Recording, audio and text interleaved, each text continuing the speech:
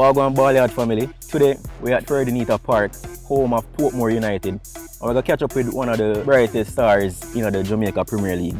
The teacher himself, no, not Vibes Cartel, Alex Marshall. Wagwan, bro. We got man. Alright, bro. There, how was the training session earlier this morning? It was a fun one. My team won the game that we played, so happy about that. Going into the game on Sunday.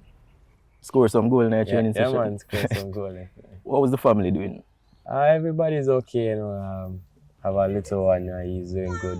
I feel like he's going too fast, trying to do too much right now. So, but it's good, and spending time with my family. Nice. I mean, so tell me about that. Fatherhood. How has that been for him? How that affect your personal life as well as your careers?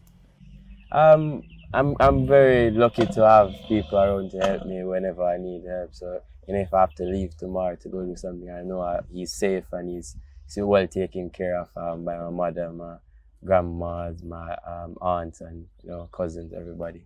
All right, nice. So you feel like you have a little bit of the football genes in him? I'm not even sure. They say he's two-footed, because whenever you give him a ball, he uses right foot and his left foot. So hopefully he'll get the trait, but I'm not really pushing him into football. All right, so just make it happen naturally. Yeah. All right. I mean, I feel like enough people, when they hear Alex Marshall, them still think about, your Manning Cup days at St. George's, like one of the original Wonder Kids. Yeah. What I want to know? Which rivalry was your, favorite rivalry in schoolboy football? You have the Georges versus KC, the Georges versus JC. Which match you used to look forward to the most? I think Holmans, I play from Pepsi days. I've never beat Holmans yet. So I always look forward to play against Holmans just to beat them. But still, up to this day, now win a game against Holmans. Wow. Yeah, Holmans are the last team I expect you to say. Yeah. So that's say Holmans are really like the toughest team where you play against? Yeah. When I say Holmans game, always the game where you have to be tipped to it, play against people like Jail Hyde, Alfonso, and even Shamar Jameson on the goal. So. Yeah. So you never score against Holmans yet? No, I don't think. Yeah. Oh yeah, once in Pepsi days. Days. So not even the year where was the leading goal scorer in a Manning Cup. Never score against Holmans? No. I think we kind of after the Manning Cup finals was the Walker Cup final. So I feel like the whole disappointment from not winning the Manning Cup, we kind of just drop our heads in that game and we lost on penalty. Schoolboy football, right short. Which one you remember the most? Just that was the hottest match me ever played. Glenmuir Super Cup, Sabina Park. That game was, I feel like it was the most memorable one. Just how we won the game, and we had to dug really deep.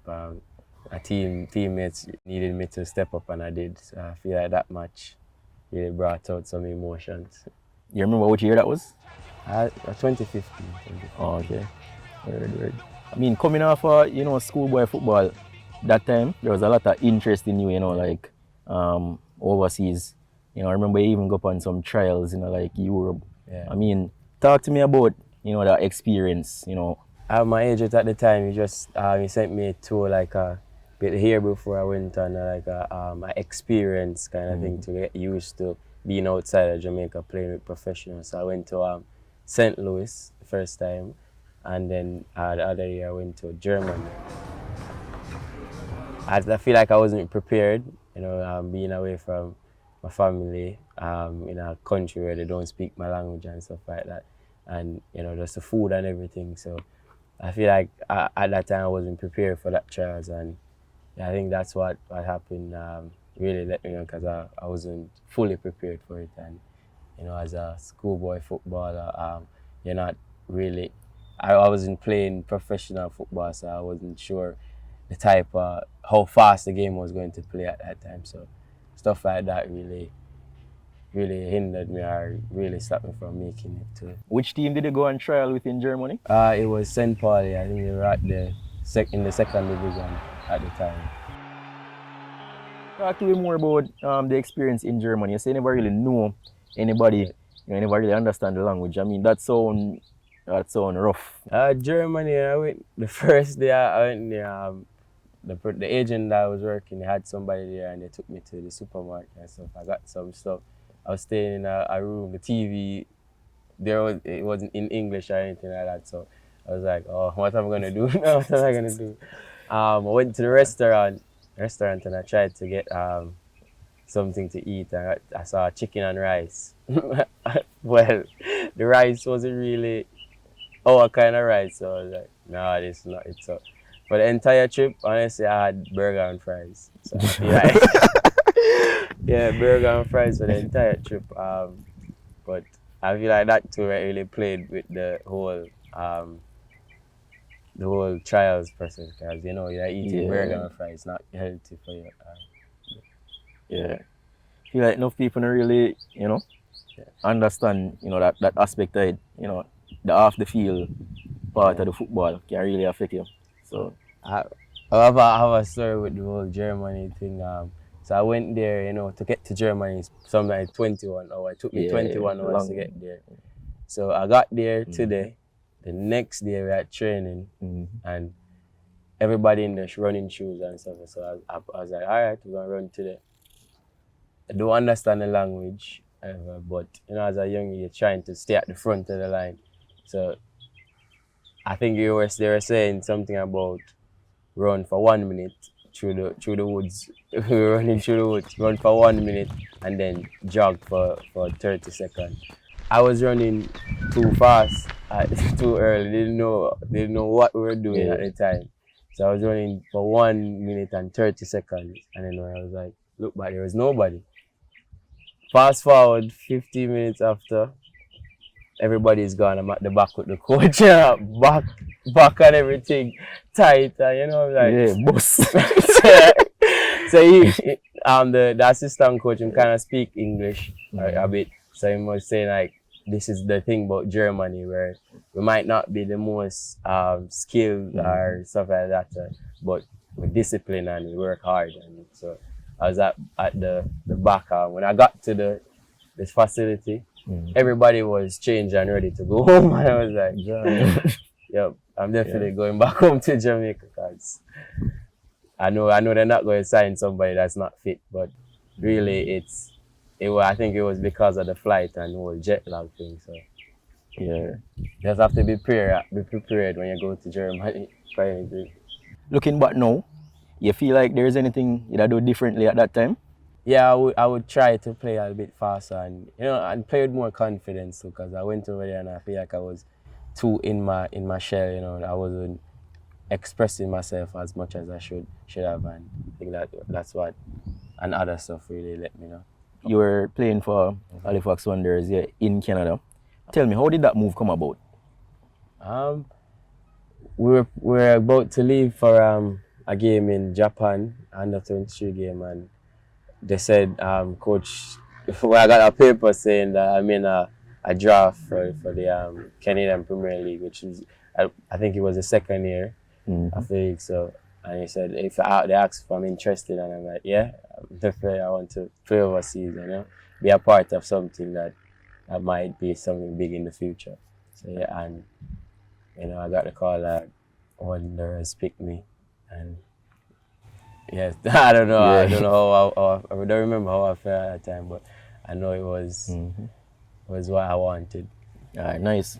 So tell me, we always hear about how Canada cold, talk to me about the experience. Because you say at first when you did go up on trial, you go up on the trials in Europe when you did younger, you say it was a rough experience, the food, probably culture shock, all of that. Yeah. What was the experience like, living in Canada, playing in Canada? What was it like for you? The first season I didn't get to go there because it was COVID. I didn't get to go until like June, July. So I was playing in the summer, so it was pretty normal for me. But the following year, pre-season and stuff like that, I really I got used to it. I feel like I tell people I kind of love the cold weather more than the sun, because after playing in the sun, I just want to sleep for the rest of the day. So it just your feet kind of is really the big part of playing in the cold, and once you're playing, that just becomes normal and you don't feel anything. So I feel like the cold don't really affect you as much. Yeah. I feel like a lot of people were skeptical about that move at that time, you know. Canada, probably, you know, their league not that popular. A lot of people never know about it. I mean, what really convinced you to, you know, go to that league at the time? It was more of a like I needed something at that time because my son was on the had a son coming, so I had to be somewhere where I could take care of my family and you know stuff. So I think that really pushed me to make that move because I was here playing and you know nobody offered anything at the time and I saw this opportunity and I saw where I could go into that league and grow as a player and you know maybe take it to the next level. All right. I mean, you were playing in the Premier League in Jamaica before you moved there. So, what I say was like the main difference of you know playing in Canada, you know, as opposed to like playing in Jamaica. What the main difference where you notice? Some small details and I feel like they kind of focus more on some for 90 minutes. I try to focus more for 90 minutes and you know the fields as well. I feel like once we get better feels here, I feel like we'll start to play faster and be able to like match up to other teams outside of Jamaica. So I think that's one of the big difference too because once when you see we play against teams from the other countries like in the CONCACAF, you can see that we can match up with them, but probably not for 90 minutes because sometimes we kind of shut off. I feel like if we have good feels, we will work and see if we don't have time to like worry about bad bounces and stuff like that. Oh, okay. All right. So, would you like you know encourage other Jamaican players to you know go to Canada, play in that league? Yeah, definitely. Definitely, it's a good league and it's growing. You know, it's growing and they're playing in CONCACAF as well and you know more eyes, more exposure. So yeah, it's definitely a good league to go and start. I could talk a little bit more about the experience playing overseas in Canada. I mean, in terms of like the lifestyle, how did they manage that? You know, like off the field, because I want to say you have a lot of distractions when you go overseas. You know, you have the girls, the parties. You know, we don't know if you are the type of player where you're easily distracted, but you know that is something we have to look out for. So I could know how you handle it. You know, it's in a new country, a different country. You kind of try not to do too much because you know anything you do you can get in some serious trouble if you don't know the rules. So I had two teammates that are from the Caribbean. You know, we'd have house parties and stuff like that. Where I was, there wasn't much of a nightlife, so there was that distraction wasn't something I was interested in. I had any reason to go outside and you know, but I don't know because there was even much happening in Canada. Yeah, so I don't really know about. It's kind of like the London nightlife and them. No, Canada never really. Alright. Have nothing interesting. As a baller, you know, you have the training on field, you know, which is very important, but off the field as well, you know, your diet important. Talk to me about you know, how you manage your diet as a player to make sure say you're in the right physical condition when a time for play ball. Going there, I wasn't a big chef, so you know, I was still learning how to cook certain stuff. Sometimes I come from training, I was used to my mom cooking me something when I get from training. Sometimes I come from training, you can't make so you know the right meals that you should be eating. I would normally ask the nutritionist what I should eat and stuff like that. I would tell her my diet. And sometimes it include some sweet stuff and stuff like that. She's like, we do like blood test and stuff. So my blood test will come back pretty normal. And she said, whatever you're doing, don't stop doing it. Like whatever you're eating, don't stop eating it. And my weight I wouldn't go up and I wouldn't come down. It would stay the same. And I asked her if that's a big problem. She said no, stuff like that. So I feel like there and here it's a big difference because I have more stuff to choose from here in Jamaica than overseas. You know, overseas, sometimes you eat the same thing probably 3 times or 4 times for the week. So I feel like you just have to, when you go overseas, you have to work, find out what your body agrees with and stuff like that, or how best you can include certain nutrition into your diet. The food though, when we say Jamaica food is me, but top tier type of food. In comparison to where you eat at Canada, how you compare to that? Oh, we had Jamaican restaurants, so now and then I would try to go and buy some Jamaican food. Or they have international section in Walmart. You can go and get my seasoning and spices. So I really feel I miss the food, but I didn't miss it as much, you know, because I still had stuff that I could work with. Oh, okay. And I mean, like, being away from your family as well, I mean, how that affect you at the time? I had Caribbean teammates that really I could relate to, so it really felt like I was still at home, you know, and stuff. Whenever they're going somewhere, they'd invite me and they would say, Alex, you're coming, and it just felt I didn't feel out of place and stuff like that. So that really helped me. And I didn't really feel like it wasn't like Germany where I went and I didn't have anybody, didn't understand the language and stuff like that. Coming back to Jamaica, you know, from Canada, you know, what prompted that? A lot of stuff happened for the final season, and I didn't get back my contract to go play. Change of coaches and stuff like that and staff. So the team, there wasn't a move for me. So I just decided I just came back here, and you know I knew that I had to be playing some football. I wanted to continue my career. So Portmore, I was always thinking about Portmore growing up. You know, I like how their players, once they leave, they usually stay in overseas because, you know, Portmore really prepare you for the next level as well. You were here playing for Cavalier before you went to Canada. Back in the Premier League now, you notice any changes, you know, in terms of, I mean, any changes really? What the difference in the Premier League now since, you know, you were first playing for Cavalier? I think it's more end-to-end action. I think the teams I think it's more like a back and forth kind of thing now. Back then it was just usually sometimes just one team dominating games, or like you know, it's more competitive. Yeah, it's much more. I feel like it's much more even and competitive in a way. Oh, okay. Than back then. Back then it was much physical. It's much more physical, and you know, teams will, if you come on a bad day, teams will just run you to the ground. Oh, okay. But them time you just be a tackle. Yeah, and physical. Yeah. So you think like the league develop in terms of like the playing style more? You see more like technical playing style from the teams now? I wouldn't even say more because, you know, back then you had a lot of good players that could play in overseas. So I think it's just more running now. It's more much more demanding. So you don't have any time to really think and say, let me walk on this week. At any time, if you walk, a team can score. All right. Glad you mentioned, you know, back then you have a whole lot of talented players.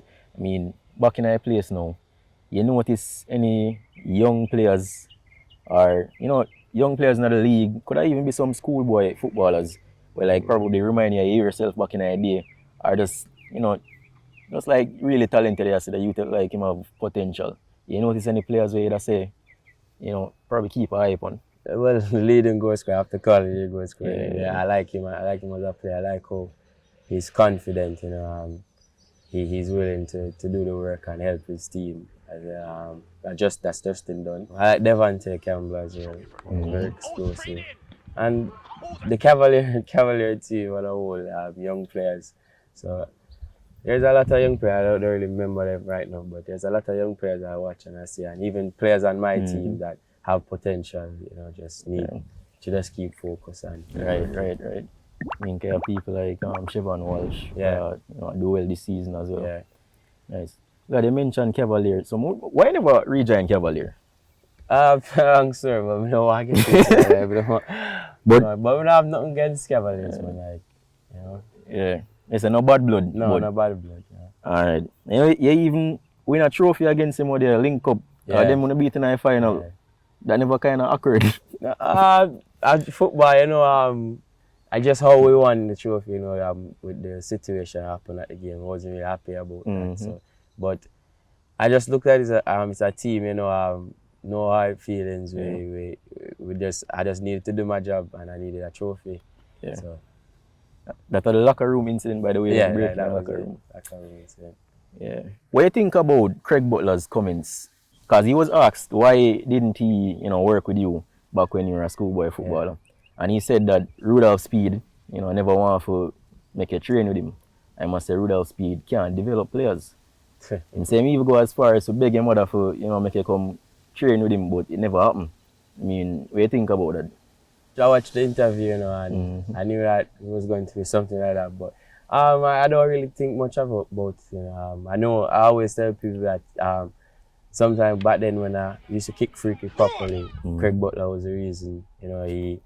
He had me and Kyle and some other players after Pepsi training and just let us kick the ball. So I know what he's like. I know that he's capable of making a player, like developing players and stuff like that. So I just listen to him and I know that, I mean, if I was working with him too, I know I probably would, would be, as he said, like better and stuff like that.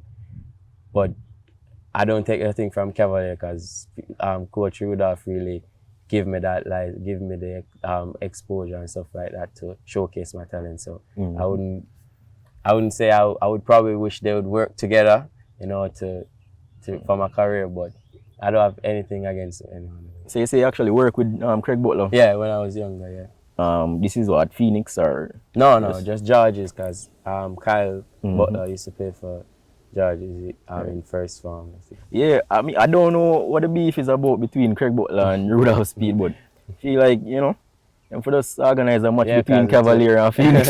We used to play Phoenix regular, but I think the two of them have two great minds, it would be nice to see them work together. But for politics, when I get into that. I could talk about Jamaica. You have experience of play with the national team right throughout, isn't it? Like the youth levels national team. So you've been there, done that. Say you don't have to get back to, being a regular person, the senior team. There was a training camp last month and you were invited. I mean, tell me about that. How did that go? I wasn't here. I didn't get to go to the first camp. So I was in Scotland.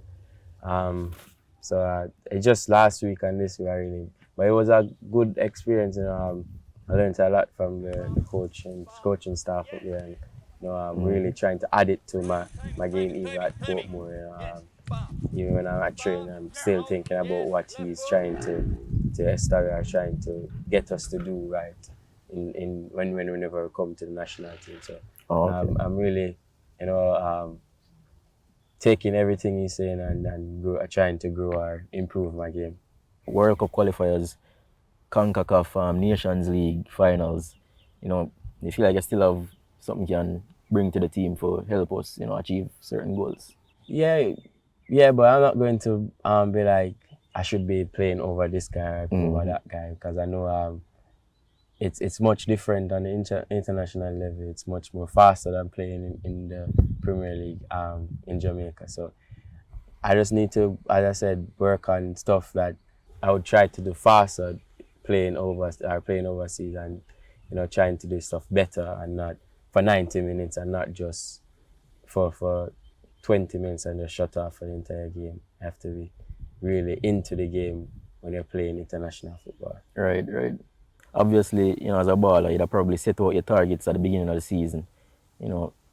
Tell us, what kind of goals you have for the rest of the season, even for 2024 beyond, what you try to achieve, what we can expect from it.